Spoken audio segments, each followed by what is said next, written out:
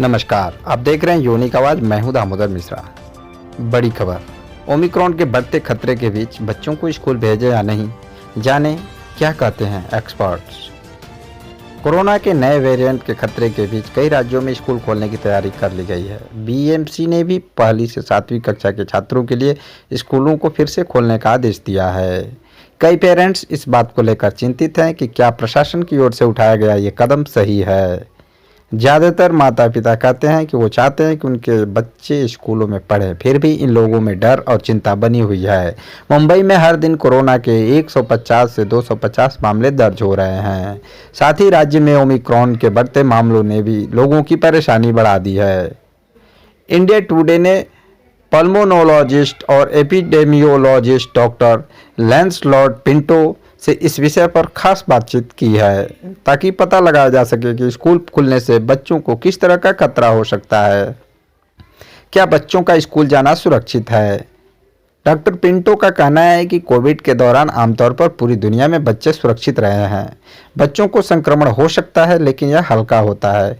उन्हें हल्की खांसी और जुकाम होता है और फिर ये ठीक हो जाता है। कोई भी गारंटी नहीं दे सकता कि बच्चों को संक्रमण नहीं होगा, लेकिन माता पिता को धैर्य से काम लेना होगा और इस सच्चाई को स्वीकारना होगा कि ज़्यादातर इन्फेक्शन हल्के होते हैं और स्कूल में पढ़ाई के फायदे इन जोखिम से कहीं ज़्यादा हैं। डॉक्टर का कहना है कि हाँ, ये एक खतरा है, इसलिए टीचर्स और प्रबंधन को सुरक्षा उपायों पर जोर देना होगा। उन्हें देखना होगा कि मास्क पहनने जैसे कोविड प्रोटोकॉल का पालन किया जा रहा है या नहीं। सही वेंटिलेशन पर ध्यान देना चाहिए। क्रॉस वेंटिलेशन के लिए दरवाजे और खिड़कियाँ खुली रखनी चाहिए। अगर बच्चे वैकल्पिक दिनों में आ सकते हैं तो इसकी भी व्यवस्था की जानी चाहिए। कक्षा के अंदर सुरक्षित दूरी भी सुनिश्चित करना जरूरी है। बच्चों को वैक्सीन नहीं लगी है, फिर स्कूल भेजना कितना सेफ, इसके बारे में भी जानकारी लेते हैं। डॉक्टर पिंटो के अनुसार जीरो प्रिवेलेंस स्टडी कहती है कि 50 से 60% बच्चों में वैक्सीन के बिना पहले से ही एंटीबॉडीज हैं।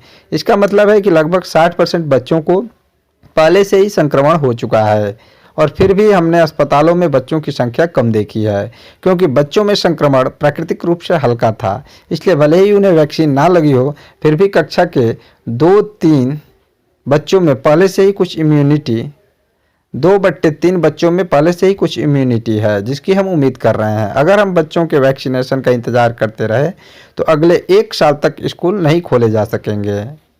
क्या बच्चों के संक्रमित होने की संभावना कम है? इस पर चर्चा करते हैं। बच्चों में गंभीर बीमारी होने की संभावना बहुत कम होती है। पब्लिक ट्रांसपोर्ट का इस्तेमाल करने से वो लक्षण वाले मरीजों के संपर्क में आ सकते हैं। बच्चों से बड़ों को संक्रमण होने का खतरा रहता है, इसलिए सभी वयस्कों को वैक्सीन की दोनों डोज लेनी जरूरी है। अगर बच्चे अपने घर के ऐसे बुजुर्गों से मिलने जा रहे हैं जिन्हें वैक्सीन नहीं लगी है, तो उन्हें खतरा ज़्यादा है। इसलिए बच्चे जहाँ 60% गंभीर संक्रमण से सुरक्षित रहते हैं, वहीं 40% में संक्रमण होने की संभावना भी होगी। स्कूल के टीचर्स और स्टाफ का वैक्सीन लगवाना बहुत जरूरी है। मुंबई में अब भी रोजाना 150 से 250 केस सामने आ रहे हैं। डॉक्टर पिंटो कहते हैं, कोई ये नहीं कह रहा है कि स्कूलों को अनिश्चित काल के लिए खोल दिया जाए। हम केवल इतना कह रहे हैं कि ये एक प्रक्रिया के तहत होना चाहिए। अगर पॉजिटिविटी रेट बढ़ता है, मामले बढ़ते हैं या फिर अस्पतालों में कोरोना के मरीजों की संख्या बढ़ती है, तो स्कूलों को तत्काल प्रभाव से बंद कर देना चाहिए। ये एक नोटिस के जरिए भी किया जा सकता है। स्कूलों को बंद करना आसान है, लेकिन उन्हें अनिश्चित काल के लिए बंद रखना हमारे बच्चों के हित में नहीं है। सरकार की क्या नीतियाँ हो सकती हैं, क्योंकि अभी और भी वेरिएंट आ सकते हैं। ओमिक्रॉन के बारे में अभी हमें बहुत कुछ पता नहीं है। हम इसके बारे में और जानने की कोशिश कर रहे हैं। ये शायद वैक्सीन से मिली इम्यूनिटी से बच सकता है।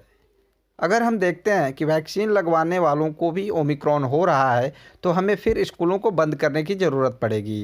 भविष्य में और भी वेरिएंट आ सकते हैं जो ज़्यादा संक्रामक और गंभीर हो सकते हैं, इसलिए हमें अपनी नीतियों में इसके मुताबिक बदलाव करना चाहिए। हमें एक गतिशील प्रक्रिया अपनाने की ज़रूरत है। पेरेंट्स के लिए संदेश।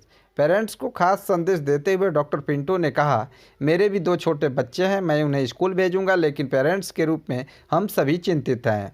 मैं यह नहीं कह रहा हूं कि आप बिल्कुल भी परेशान ना हों, लेकिन कोविड से पहले भी स्कूलों में कई श्वसन संक्रमण होते थे और पेरेंट्स को भी पता है कि साल में 2 या 3 बार बच्चों को ये इन्फेक्शन होता है।